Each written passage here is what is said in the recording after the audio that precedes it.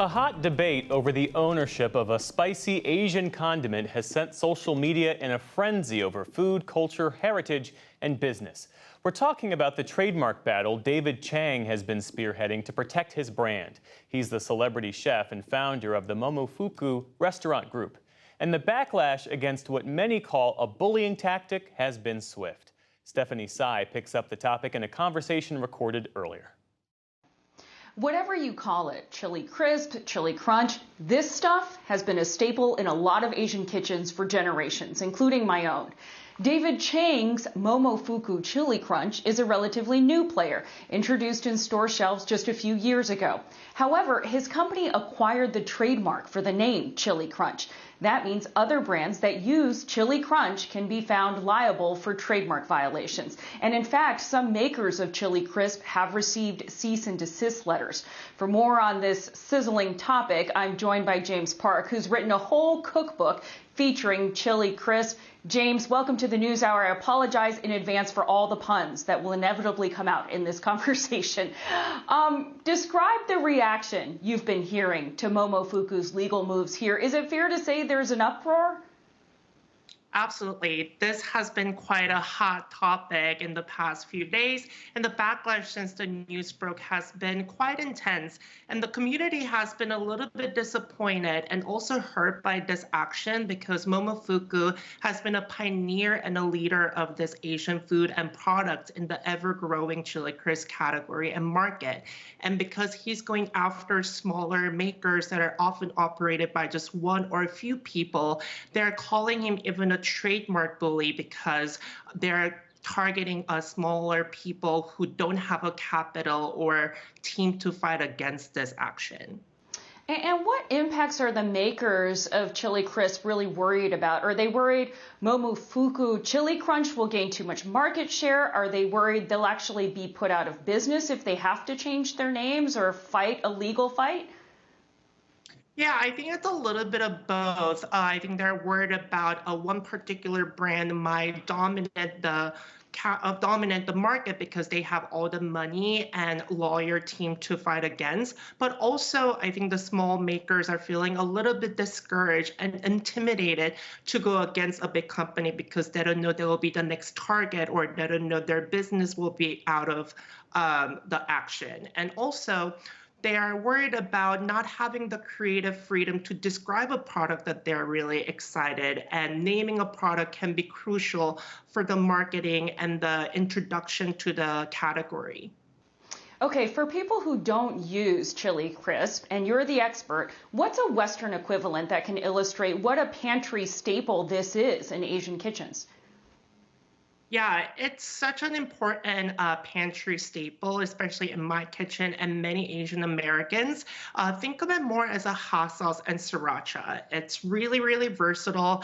And even though it started as a condiment, just only as a finishing touch, they are used more nowadays as a part of a cooking and marinade and seasoning.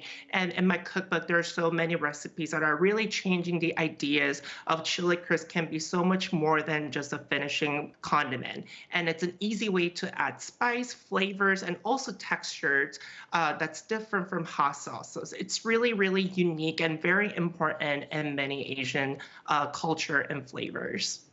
And some might say it would be like trademarking mustard or ketchup. But Momofuku, David Chang, they do own the trademark. They have every right, one would say, to enforce their trademark, especially since larger companies like Trader Joe's have created a very similar condiment.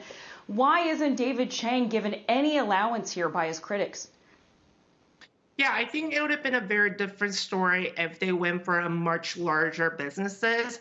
But I think the reason why the company is getting so much of a bad backlash is because the community felt this level of betrayal from him and his company.